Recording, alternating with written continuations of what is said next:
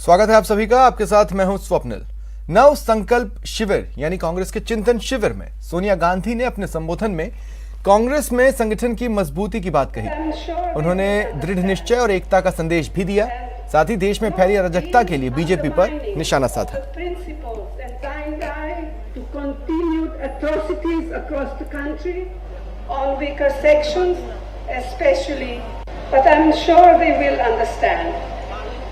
And not being undermining of the principles and dying to continued atrocities across the country on weaker sections especially, but I'm sure they will understand. And not being undermining of the principles and dying to continued atrocities across the country on weaker sections especially, but I'm sure they will understand. Congress के चिंतन शिविर पर BJP प्रदेश अध्यक्ष सतीश पूनिया ने निशाना साधा। उन्होंने tweet कर लिखा, सत्ता के लिए समाज को बांटने वाली कांग्रेस का शो शुरू हो गया है। इस चिंतन से कांग्रेस की चिंता और बढ़ने वाली है। आम आदमी से निकटता दर्शाने के लिए ट्रेन यात्रा, फिर ताज उदयपुर में ठहरकर चिंतन की गंभीर मुद्रा सत्ता के लिए परिवार शरणम गच्छामि का दोहराना। वातानुकूलित चिंतन में जलता और बदहाल राजस्थान, प्रशासनिक अकुशलता, आगजनी, पत्थरबाजी, दंगा कुछ नजर नहीं आने वाला।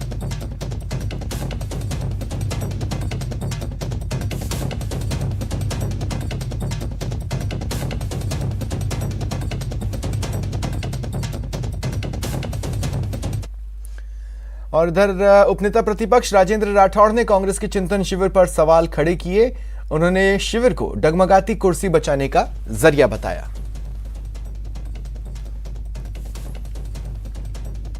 ऑल इंडिया कांग्रेस कमेटी का चिंतन शिविर उस समय हो रहा है जब पूरे देश में कांग्रेस की सत्ता की चिता धू धू कर जल चुकी है।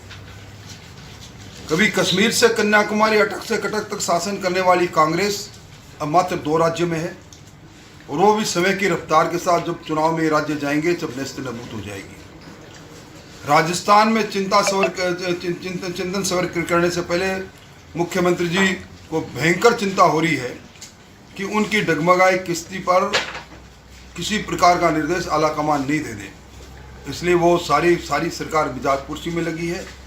खोदा पहाड़ निकलेगी चुईया, किसी प्रकार का कोई इससे फायदा राजस्थान में यहाँ के आवाम को होने वाला नहीं। किरोड़ी लाल से हुए दुर्व्यवहार पर वसुंधरा राजे ने ट्वीट किया। उन्होंने लिखा, कार्यकर्ता की मृत्यु पर संवेदना प्रकट करने उदयपुर गए राज्यसभा सांसद डॉक्टर किरोड़ी लाल मीणा को पुलिस द्वारा जबरन होटल से बाहर ले जाने और दुर्व्यवहार करने की घटना निंदनीय है।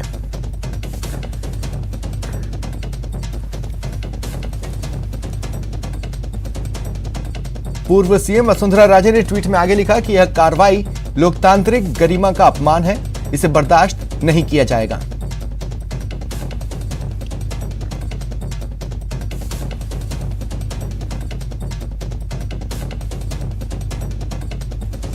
वहीं सतीश पूनिया ने भी ट्वीट किया है। सतीश पूनिया ने लिखा, अशोक गहलोत ने राजस्थान को शर्मसार किया है कि भाजपा के वरिष्ठ सांसद और आदिवासियों की मुखर आवाज किरोड़ी लाल मीणा के साथ पुलिस ने अलोकतांत्रिक और तानाशाही कृत्य किया है।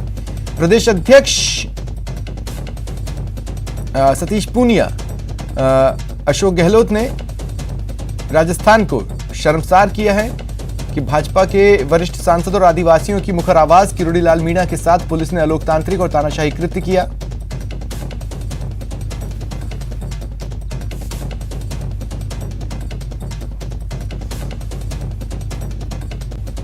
और शहजाद पूनावाला ने भी ट्वीट कर निशाना साधा है। उन्होंने ट्वीट कर लिखा कि कांग्रेस पार्टी का चिंतन शिविर परिवार के लिए चिंता शिविर जैसा लगता है। एक परिवार में एक टिकट का नियम बना दिया गया है, लेकिन पहले परिवार के लिए तुरंत अपवाद बनाया गया है। आखिर कांग्रेस प्राइवेट लिमिटेड कंपनी में मुख्य नियम है पहले परिवार।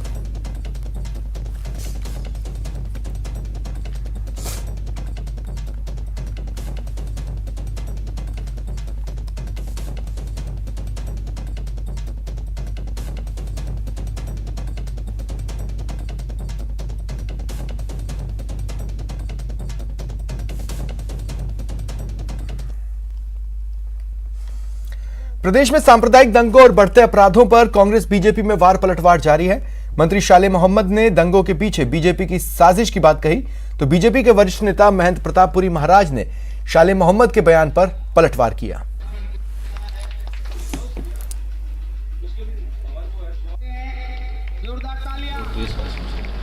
ये अपील करना चाहता हूँ कि जिस प्रकार से पूरे देश के अंदर एक साजिश कर करके जिस प्रकार से भाईचारा और सद्भावना बिगाड़ने का जो प्रयास हो रहा है, ये मैं समझता हूँ बहुत ही गलत है और इसकी जितनी ज़्यादा निंदा करें उतनी कम। और अभी राजस्थान के हाल में ही 2-3 जिले 4 जिलों के अंदर इस प्रकार की घटनाएँ, वो घटनाएँ बड़ी दुर्भाग्यपूर्ण हुई। और कोई भी घटना होती है वो घटना देश के लिए प्रदेश के लिए अच्छी नहीं होती। राजस्थान में लगातार सीरियल वाइज ऐसी घटनाएं घट रही है जो हम सबको दुख और पीड़ा दे रही है। और आप अलवर की घटना देख लो, अन्य जिलों की घटना देख लो, जिला जोधपुर की घटना देख लो, और वहां चल करके जब पल्ला झाड़ना होता है तो माननीय मुख्यमंत्री जी और कांग्रेस के बड़े नेता जनप्रतिनिधि ये कहते हैं ये तो बीजेपी और संघ वाले कर रहे हैं क्योंकि चुनाव आ रहे हैं। अब कितनी बचपने की बात कर रहे हो, क्या जो डंडे उठा करके पुलिस पर बरसा रहे हैं। कुछ ही देर में किरोड़ी लाल मीणा उदयपुर रवाना होने वाले हैं। मंत्री रमेश मीणा के बयान पर भी उन्होंने रिएक्शन दिया है। उन्होंने कहा मैं उदयपुर जा रहा हूं, मुझे रोक कर दिखाएं।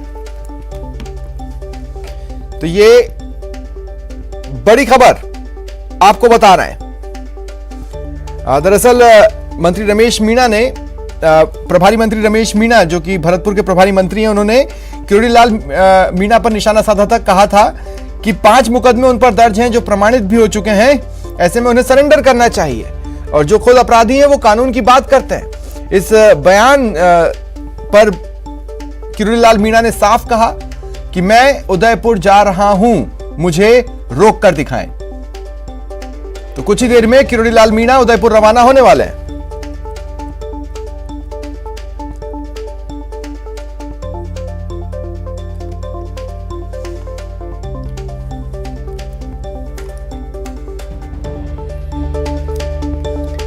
और इधर जयपुर में बीजेपी सांसद किरोड़ी लाल मीणा ने उदयपुर में हुए व्यवहार को लेकर गहलोत सरकार पर निशाना साधा।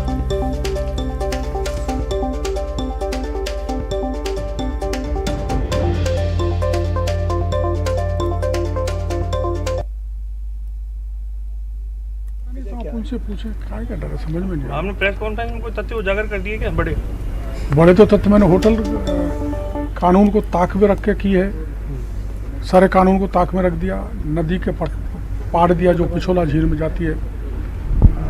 ठीक है, छोड़ दो, कोई बात नहीं। तू 1 to 1 कर ले 1 to 1 कर ले लेंगे तो छोड़, बोलता हूँ ऑन कर दो, छोड़ जाऊंगा। ठीक है, क्या कोई आदेश है? लेकिन नो नथिंग ये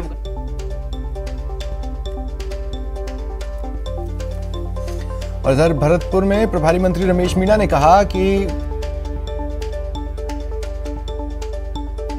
चलिए उन्होंने क्या कहा वो मैं आपको आगे बताऊंगा। ये लाइव तस्वीरें हैं आपके टीवी स्क्रीन पर।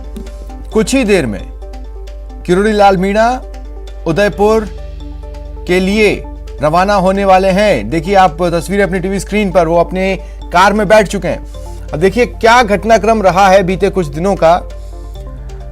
किरोड़ी लाल मीणा, उन्हें जयपुर के वीआईपी इलाके में रोका गया, करौली में भी उन्हें रोका गया पीड़ितों से मिलने से।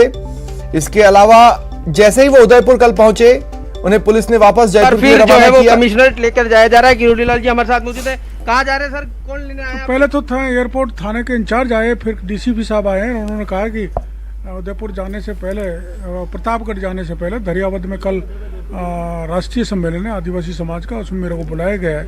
तो डीसीपी साहब कह रहे हैं जाने से पहले एक बार कमिश्नर साहब से वार्तालाप होना जरूरी है, तो मैं वहाँ जा रहा हूँ उनके साथ। किस प्रकार की वार्तालाप? नहीं तो वहाँ जाने के बाद ही पता लगेगा, पर मेरे को शक है कि इन्होंने योजना बना ली है, मेरे को प्रतापगढ़ भी नहीं जाने देंगे। क्या गिरफ्तारी भी हो सकती है आपकी? अभी तो ये मैं क्या कह सकता हूँ। डीसीपी ये दमन है, ये क्या है कि वहाँ जाओ यहाँ जाओ, मेरे को जाना है प्रतापगढ़ और ये जाने नहीं दे रहे।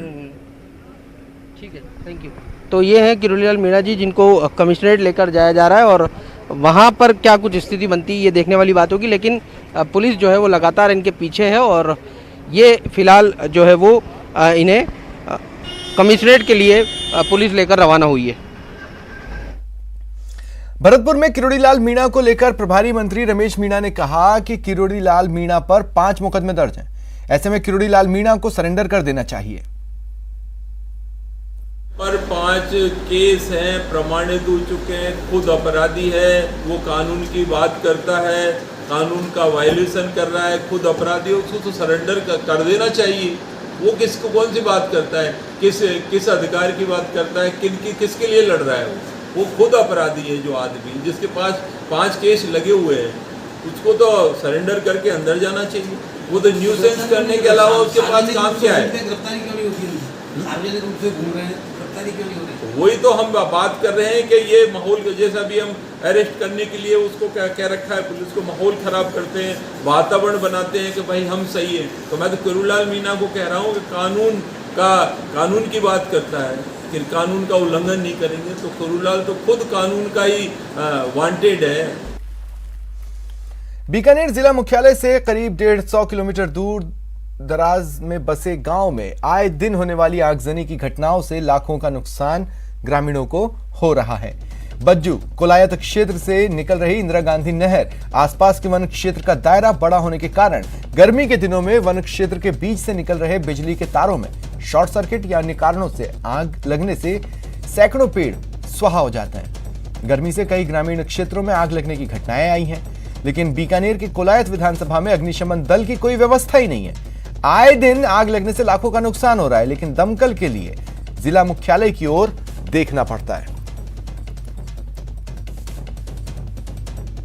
फायर ब्रिगेड हम लोग नगर पालिका को देते हैं और आज ही मैं घोषणा करता हूं कि यहाँ की पंचायत समिति मुझे लिख के दे दे कि ड्राइवर और तेल की वो गारंटी देंगे, तो हम मुख्यमंत्री जी से बात करके पंचायत समिति में भी जो है अग्निशमन दिलवाएंगे। झुंझुनू के उदयपुर वाटी कस्बे में गुरुवार रात हॉकी और लाठियां लेकर आए कई युवकों ने दहशत फैला दी। युवक हॉकी स्टिक और लाठियां लेकर एक घर में घुसे, तोड़फोड़ और मारपीट की, महिलाओं से अभद्र व्यवहार किया। जानकारी के मुताबिक एक समुदाय के लोगों और एक युवक के बीच बीते कुछ दिनों से आपसी विवाद चल रहा है, जिसके चलते यह हमला हुआ। घटना के बाद बजरंग दल के कार्यकर्ता जमा हुए। झुंझुनू से भी अतिरिक्त पुलिस अधीक्षक समेत पुलिस जाब्ता मौके पर पहुंचा। आधी रात में आरोपियों के 3 घरों में पुलिस ने दबिश दी, 8 लोगों को हिरासत में लिया। दूसरे पक्ष ने भी महिला के साथ ज्यादती के प्रयास की रिपोर्ट थाने में दी है, लेकिन अभी तक मामला दर्ज नहीं हुआ।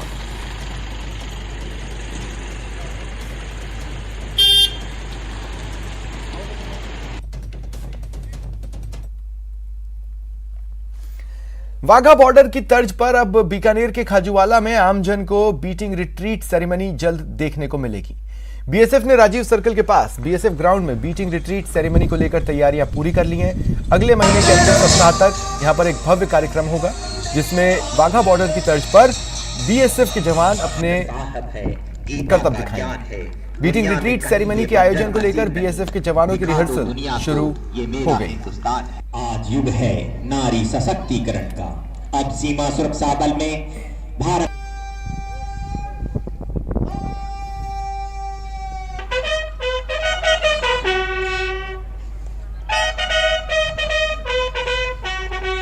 से इनका स्वागत करें।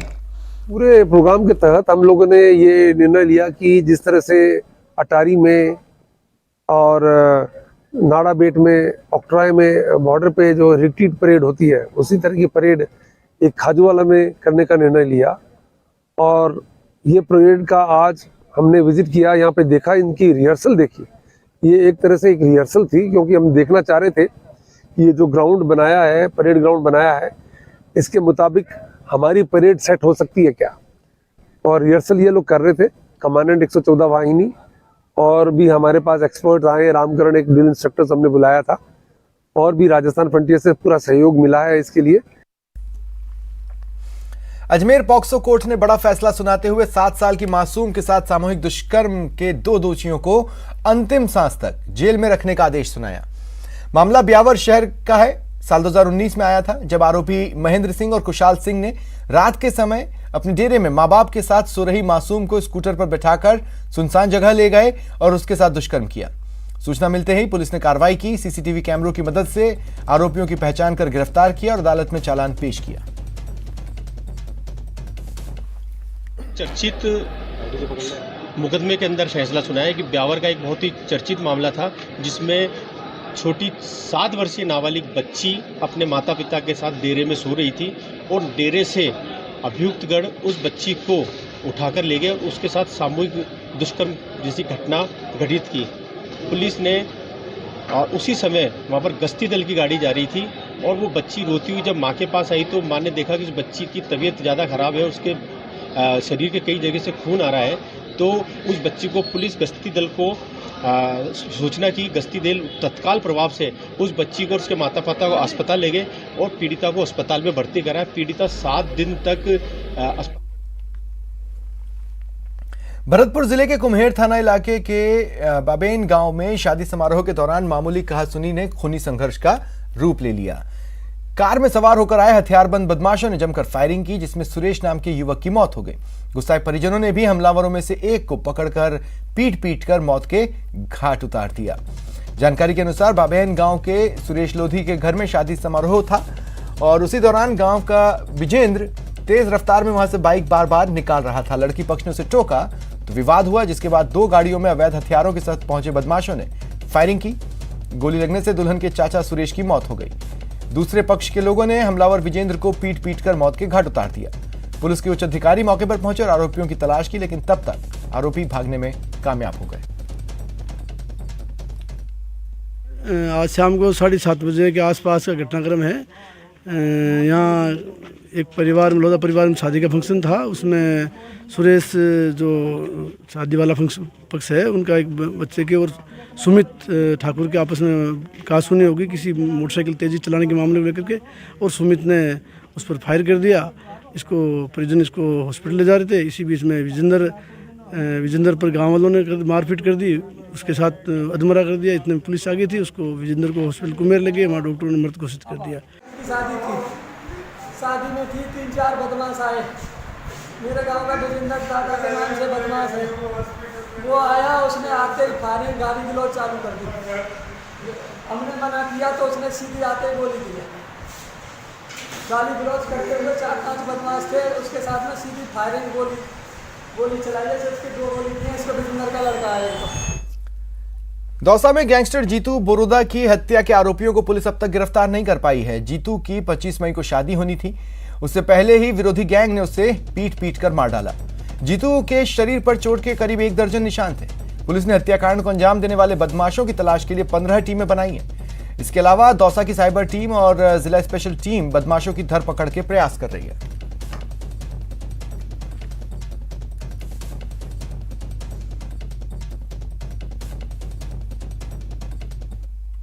का जो घटनाक्रम हुआ है, जिसमें डेड बॉडी मिली है, उसमें हमारी करीब 15 टीमें मुलजिमों गिरफ्तार हेतु भेजी गई है। इसके अलावा हमारी साइबर टीम और ज़िले की DST टीम वो भी मुलजिमों की तलाश और गिरफ्तारी का प्रयास कर रही है और जल्दी ही हम मुलजिमों को गिरफ्तार कर लेंगे। किसी प्रकार कोई डिटेन किया हो कि नहीं? नहीं, अभी कोई डिटेन नहीं किया गया है। जो आरोपी हैं वो पूर्व में भी उनमें से हत्या के आरोप में गिरफ्तार हुए हैं और अन्य हैं उनके खिलाफ भी आपराधिक प्रकरण पंजीबद्ध है। सीकर में सड़क हादसे में 3 लोगों की मौत हो गई। हादसा खाटू श्याम जी थाना क्षेत्र के जयपुर हाईवे पर हुआ। एक टैंकर बाइक के ऊपर पलट गया। बाइक पर सवार 3 लोगों की मौके पर ही मौत हो गई। बाइक सवार लोग पुलिस कांस्टेबल भर्ती परीक्षा देने सीकर जा रहे थे।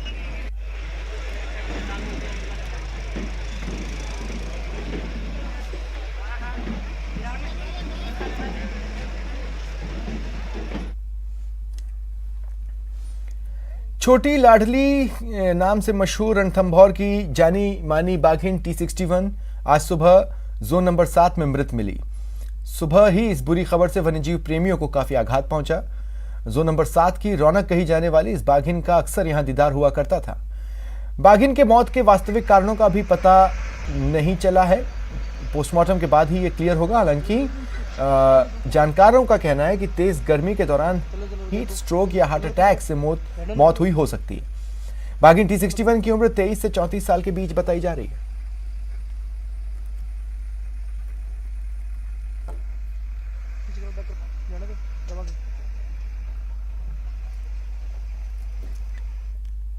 मुख्यमंत्री चिरंजीवी स्वास्थ्य बीमा योजना नैनवा निवासी 35 वर्षीय मजदूर गुमान सिंह बंजारा के लिए वरदान साबित हुई। कोटा के मेडिकल कॉलेज के नए अस्पताल में योजना के तहत 4.5 लाख रुपए के पैकेज में उसका किडनी ट्रांसप्लांट निःशुल्क किया गया। गुमान सिंह को उनकी 57 वर्षीय मां शैलीबाई की एक किडनी ट्रांसप्लांट की गई। गुमान सिंह मजदूरी कर बमुश्किल परिवार का गुजर बसर कर रहा था। इतना महंगा ऑपरेशन करवाने में वो सक्षम नहीं था। ऐसे में योजना में निःशुल्क ऑपरेशन हो जाने से उनके परिवार को राहत मिली।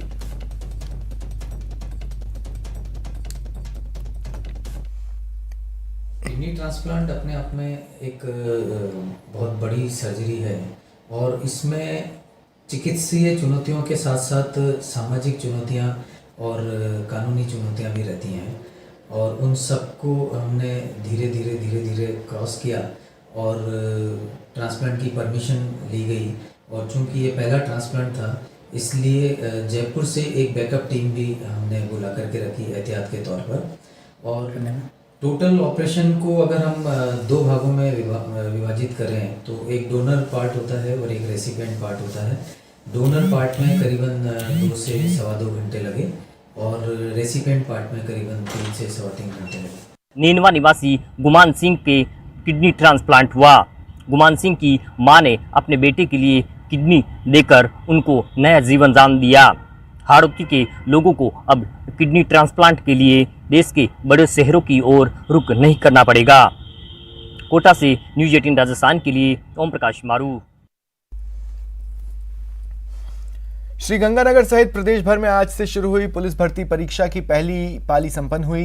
इस दौरान कहीं से भी कोई अप्रिय समाचार नहीं मिला। परीक्षा में नकल पर लगाम के लिए केंद्रों पर जैमर की व्यवस्था रही। इसके साथ ही श्रीगंगानगर जिला मुख्यालय के 12 परीक्षा केंद्रों पर पुलिस जाब्ता तैनात रहा।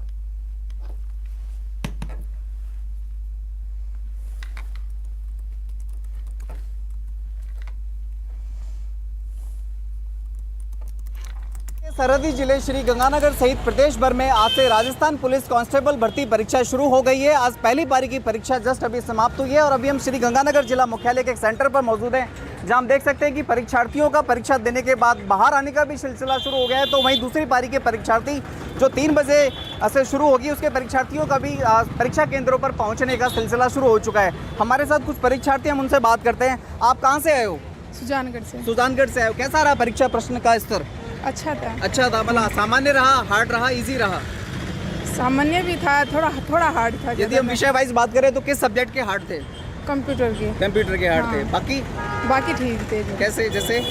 जैसे जो जीके के थे वो ठीक थे। ठीक है। और जो रीजनिंग के थे वो भी अच्छे थे। रीजनिंग के सब बढ़िया थे। तो क्या लग रहा है, मेरिट हाई जाएगी? मेरिट तो हाई जाएगी। अच्छा, एक बात बताएं, हमेशा परीक्षाओं में नकल की हमेशा संभावना बनी रहती है। परीक्षा होने के नाते हमें डर भी रहता है। तो इस बार क्या लग रहा है कि कहीं कोई नकल तो नहीं हुई होगी? नहीं, नकल तो नहीं हुआ, हमारे सामने ही हुआ सब। सामने ही हुआ सब कुछ। सब कॉपियां भी अभी हमारे सामने ही सील की है। आप इतनी भीषण गर्मी में सुजानगढ़ से गंगानगर आए, तो सरकार की तरफ से, प्रशासन की तरफ से जो इंतजाम किए गए हैं वो कैसे हैं? वो ठीक है। इस बार ना किराया फ्री किया है तो ज़्यादातर क्या विद्यार्थी आ नहीं पाते, ज़्यादा दूर होता है, तो इस बार सब आ पाए हैं इसी की वजह से। अशोक शर्मा, न्यूज़ 18 श्री गंगानगर। जैसलमेर में इन दिनों झुलसाने वाली गर्मी पड़ रही है। चारों तरफ से आग उगल रही गर्मी में लोगों का जीना मुहाल है। गुरुवार का दिन जैसलमेर में इस सीजन का सबसे गर्म दिन रहा। तापमान 47 डिग्री को भी क्रॉस कर गया। मौसम वैज्ञानिक द्वारा आज भी पारा 47 डिग्री के पार ही रहने की संभावना जताई गई है। ऐसे में लोगों का घरों से निकलना मुश्किल हो गया है। मौसम विभाग का कहना है अभी तापमान और बढ़ेगा, हीट वेव चलेगी। जैसलमेर जिले के अंदर पिछले कुछ दिनों से निरंतर तापमान में वृद्धि दर्ज की जा रही है, जिसके चलते जैसलमेर जिले के अंदर उष्णलहर और अति उष्णलहर के प्रकोप बना हुआ है। अगर जैसलमेर जिले के लिए आज के तापमान की बात करें तो जैसलमेर जिले के अंदर आज अधिकतम तापमान 47.2 और न्यूनतम तापमान 29.6 दर्ज किया गया है। बिजली कर्मियों से मारपीट की बढ़ती घटनाओं के बीच अब सख्त कानून की मांग हो रही है। सरकार ने भरोसा दिया है कि बिजली कर्मियों से मारपीट की घटनाएं बर्दाश्त नहीं होगी।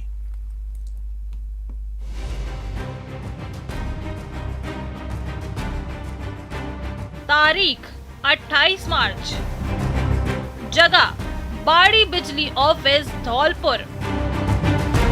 घटना इंजीनियर्स के साथ मारपीट।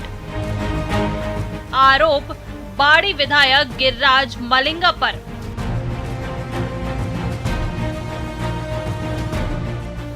ये कोई पहली बार नहीं था जब बिजली कर्मियों के साथ मारपीट हुई थी।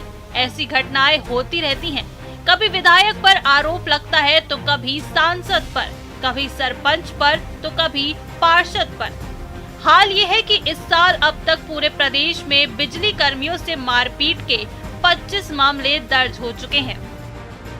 बिजली कर्मियों से मारपीट की फैक्ट फाइल। जयपुर डिस्कॉम, मारपीट और हमले की 13 बड़ी घटनाएं। जयपुर ग्रामीण, धौलपुर, कोटा और भरतपुर में हुई मारपीट हमले की घटनाएं। अजमेर डिस्कॉम, मारपीट और हमले की 7 बड़ी घटनाएं। अजमेर ग्रामीण, नागौर, झुंझुनू, सीकर, बांसवाड़ा और राजसमंद में हुई घटनाएं। जोधपुर डिस्कॉम, मारपीट और हमले की 5 बड़ी घटनाएं। सिरोही, बाड़मेर, जैसलमेर, हनुमानगढ़ और जोधपुर में हुई घटनाएं। मारपीट की बढ़ती घटनाओं के बीच अब मांग उठ रही है सख्त से सख्त कानून बनाने की। है कि आए दिन रोजीना घटनाएं होती हैं। कोई एक छोटा सा जन सेवक है, विधायक हुआ, पार्षद हुआ, सांसद हुआ, जो सरकार है उसके दबाव में आके थानेदार है, ये पुलिस प्रशासन FIR दर्ज नहीं करता। हमें ये मजबूरन होके दबाव बनाना पड़ता है। ये ठीक नहीं है। आए दिन हमारी लोगों की अभियंता हो चाहे कर्मचारी हो पिटाई लगाते हैं। इस तरह की घटनाएं नहीं होनी चाहिए। हमारी प्रशासन से ये मांग है कि इस तरह का कानून बनाया जाए कि इस तरह की घटनाओं पर अंकुश लगे, पुनरावृत्ति ना हो, आम जनता को परेशानी का सामना नहीं करना पड़े। इधर सरकार ने भरोसा दिलाया है कि सरकार बिजली कर्मियों के साथ है और किसी भी सूरत में बिजली कर्मचारियों के साथ मारपीट की घटनाएं बर्दाश्त नहीं होंगी। अभी जो बिजली कर्मचारियों पर हमले हुए हैं उनमें कार्रवाई भी हो रही है। बीकानेर में मुख्य अभियंता के साथ दुर्व्यवहार किया गया, उसमें गिरफ्तारियां सुबह हुई है। हमारे जो विधायक हैं गिरिराज सिंह जी मलिंगा जी, उन्होंने खुद आगे आकर के सरेंडर किया है कि उन पर जो मारपीट का आरोप लगा था, उन्होंने पुलिस को सहयोग करने के लिए और निष्पक्ष जांच हो, उन्होंने अपने आप को सरेंडर किया है। तो निश्चित रूप से पुलिस लगातार इस प्रकार की घटनाओं पर कार्रवाई भी कर रही है, लेकिन जब तक हम लोग प्रदेश का आम आदमी बिजली विभाग के कर्मचारियों के साथ अच्छा व्यवहार नहीं रखेगा, तब तक मैं समझता हूं कि इस प्रकार की घटनाएं होती रहेगी और इस प्रकार की घटनाएं नहीं होनी चाहिए। राजस्थान के बिजली कर्मचारियों के साथ लगातार बढ़ती मारपीट की घटनाओं को लेकर के राजस्थान की सरकार की टेंशन बढ़ी हुई है। राजस्थान की सरकार एक तरफ कानून व्यवस्था और दूसरी तरफ बिजली के संकट से गुजर रही है, तो तीसरी तरफ बिजली कर्मचारियों के साथ मारपीट की घटनाओं ने सरकार को सोचने पर मजबूर कर दिया है। इसी बीच में भय के साए में काम कर रहे राजस्थान के बिजली के कर्मचारी सरकार से गुहार लगा रहे हैं कि एक ऐसा सख्त कानून बनाया जाए ताकि उनके साथ होने वाली मारपीट की घटनाओं को रोका जा सके। कैमरा पर्सन अविनाश के साथ लवली वधवा, न्यूज़ 18 जयपुर। राज्यसभा चुनाव का ऐलान हो गया है। राजस्थान में राज्यसभा की 4 सीटों के लिए चुनाव होना है। 31 मई को इनके लिए नामांकन होगा और 10 जून को मतदान।